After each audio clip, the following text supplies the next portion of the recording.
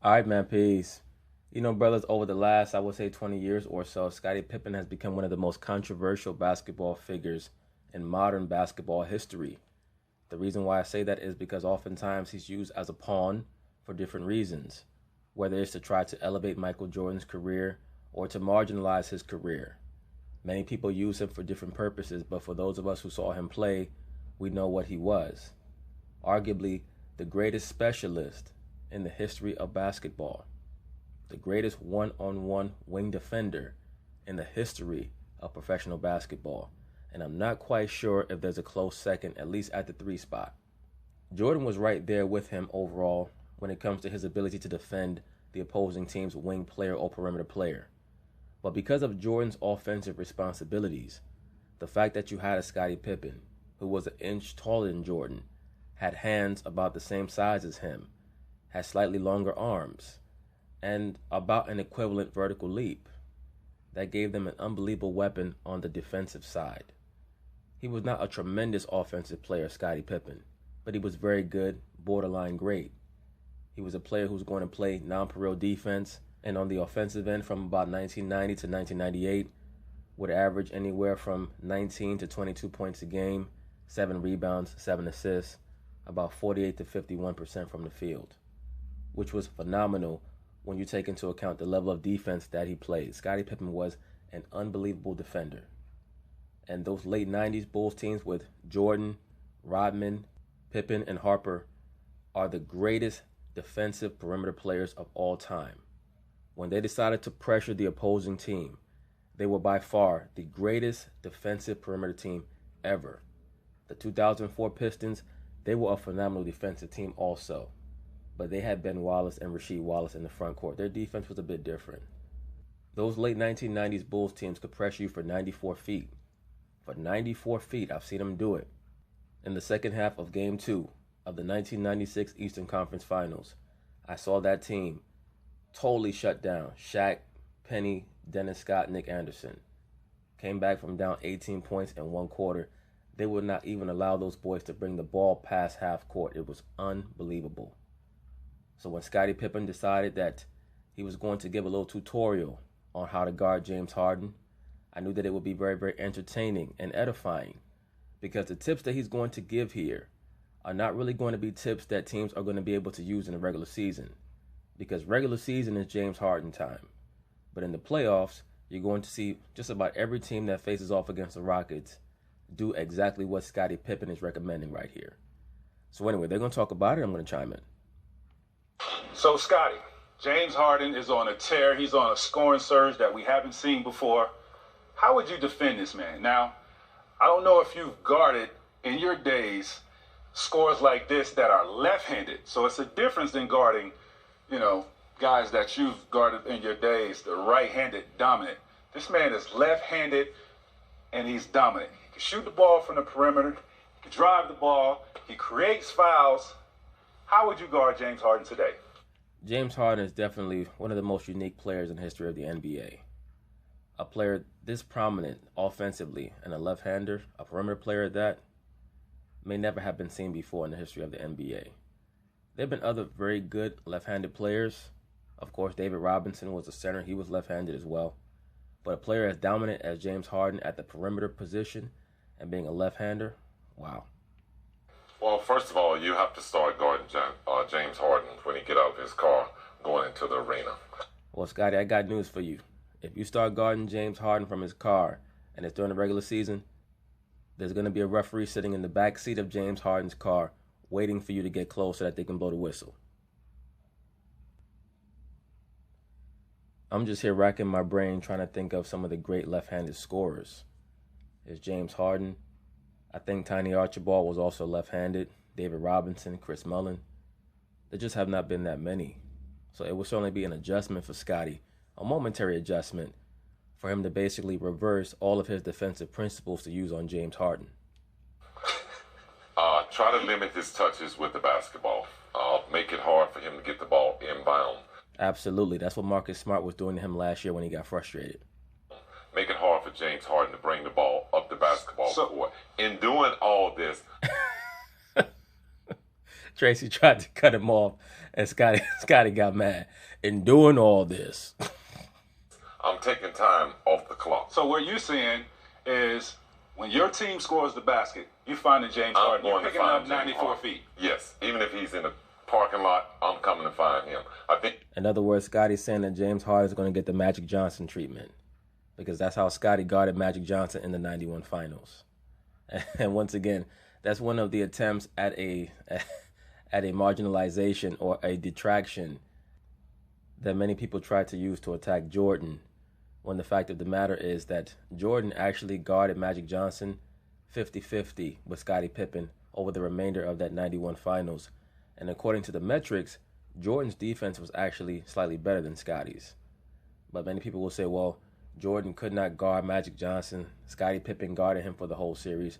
They both guarded him for the whole series. They both did a very good job. They both did the best that they could. Nobody's going to shut down a 6'9", 240-pound point guard with ethereal level vision who can also score almost at will when he wants to. Magic Johnson could have averaged 25, 26 points per game if he wanted to over the course of his career. That's what he could have done. When you're a great defender like Jordan or Pippen, what you do is you try to cut off some of his passing lanes. You try to confuse him, hopefully make him turn the ball over, a couple of errant passes, fancy behind-the-back passes that go out of bounds or get intercepted, things like that. Point being is this. Scottie Pippen understands that you have to make great offensive players think about you more than think about scoring the basketball. Because all elite scorers believe that the defender doesn't matter. Once they start thinking about the defender, that's already half the battle that you've won. Because you're not going to shut them down. You're just hoping that if they score 30, you can make them do it on 29 or 30 shots as opposed to 18 to 20 shots. I think you have to make James Harden work, and that takes time off the clock. I think he's very comfortable walking into his comfort zone and picking apart the defense. Right. So if I could take the ball out of his hand, that would be my first line of defense. So now, the rules are different than when you played, right? So yes. James Harden is ISOing. He gets the ball past half court. He's ISOing you. He's doing his thing. Are you going to allow him to get his rhythm by dribbling the ball 20 times? What are you going to do in that? When he's ISO, are you going to come up? I will attack his left hand and force him to beat me right. And I will give him not completely direct line to the basket, but almost inviting him to go take a layup. Now I'm James Harden, right? Yes. You're going to play on my left hand. Yes. You know what he likes. You know what he likes to do. Yes. I know you're long. You got long reach. Yes. But they allow him to travel these days. I know. Yo, James Harden gets so much disrespect from the former great players. They can't believe the shit he gets away with. No. With a double step back. And I understand. And they allow him to put the contact I don't care. A double step back? Man, that's bullshit. They be letting James Harden do the merengue, the salsa. James Harden get the ball, they start playing Tito Puente, the man. The man do all type of dance steps, never dribbling the basketball. I don't care how long you are and how much space. Wingspan. I don't care about. Yo, did you see how long Scottie Pippen's wingspan was when he spread his arms out? This dude looked like a pterodactyl. Let me rewind his back. About that. I don't care how long you are and how much space. Look at that shit. That dude could jump off the Empire State Building and hang glide all the way down. Look at that. Wow. Wingspan. I don't care about that because for me to take a double step back, yes, I'm going to create so much space. That's why Jay-Z said we can get paper longer than Pippen's arms. You're not going to be able to bother my shot. I will play James Harden from behind. I will be able to bother his shot. Because I will play him to force him into driving, and I'll just sit on his right shoulder all night. I don't care if he beat me going to the basket. I don't care if he throws lob passes. He's not going to do it with his left hand. Once again, what Scottie Pippen outlined, we're not going to see too many teams try to utilize it in the regular season. But when the playoffs come, there are going to be coaches that run back this footage right here. And they're going to tell their team's best wing defender, this is exactly what you're going to do to James Harden, or try to do. Amazing. That was fantastic.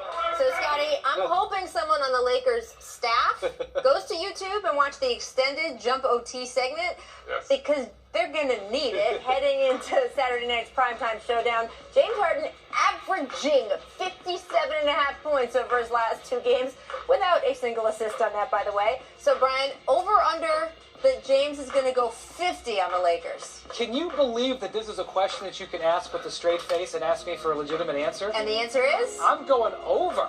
I'm going over. First off, he's home.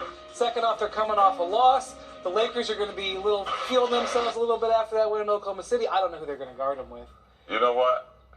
I like my game plan because the Lakers have 3 guys that can protect the rim. They got 3 shot blockers, Tyson, JaVale McGee, and he's going to go into all of them and you know what? 24 times. I think they have the length and the size with their guard, Caldwell Pope, Ingram. These guys can defend him out on the perimeter. Well, Scottie, here's the issue with that. And you're a great defender, so you always believe in yourself.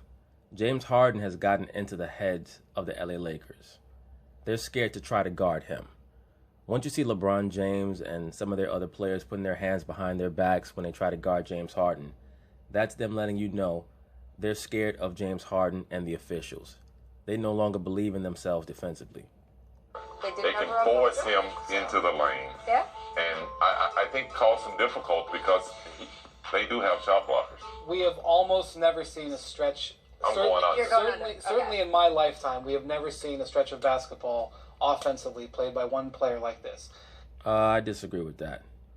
I think that Kobe Bryant stretch of 40-plus point games back in 2003 is right on par with this. And Jordan back in the day would have 40-point stretches.